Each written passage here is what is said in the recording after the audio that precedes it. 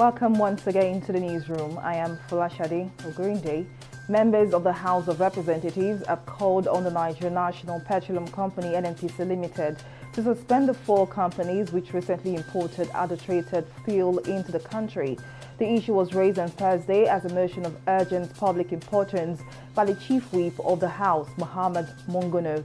The lawmakers also mandated its Committee on Petroleum Downstream to investigate the release and sale of the off-spec petroleum stations across the country to bring the culprits to book.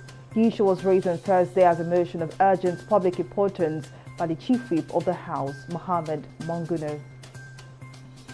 Following threats by the Academic Staff Union of Universities ASU to embark on an indefinite strike, the Minister of Labour and Employment, Chris Ngige, has reassured that the federal government would look into demands of the union.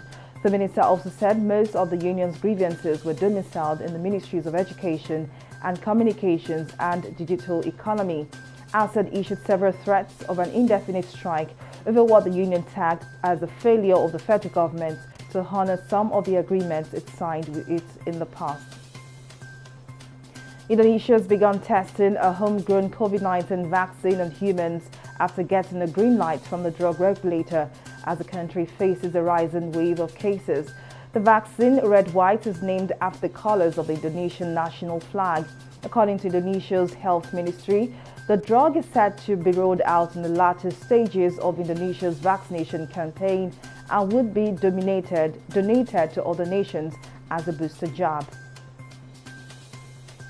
As part of efforts to fight the menace of drug abuse among Nigerian youths, the chairman and chief executive of the National Drug Law Enforcement Agency, NDLEA, Brigadier General Mohammed Buba Marwa, has asked all tertiary institutions in Nigeria to make drug integrity tests an institutional policy for both new and returning students.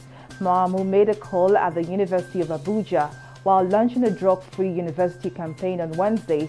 Also called for a partnership between the NDLEA and the university system that will allow the agency to set up outposts on campuses to further strengthen the authorities in fighting the scourge.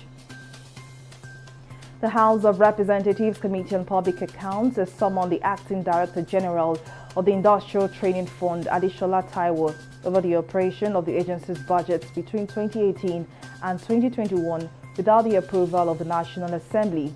At its investigative hearing on Wednesday, the committee vowed to probe into how the ITF operated over the years without a budget appropriated by the National Assembly, contrary to Section 81 of the 1999 Constitution.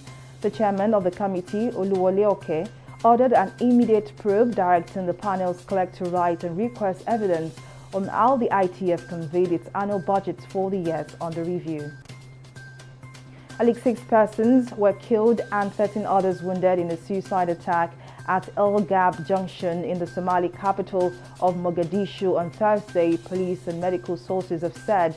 Somali police spokesperson who confirmed the incident said the suicide bomber, wearing explosive vest wrapped around his waist, blew himself up, causing multiple casualties.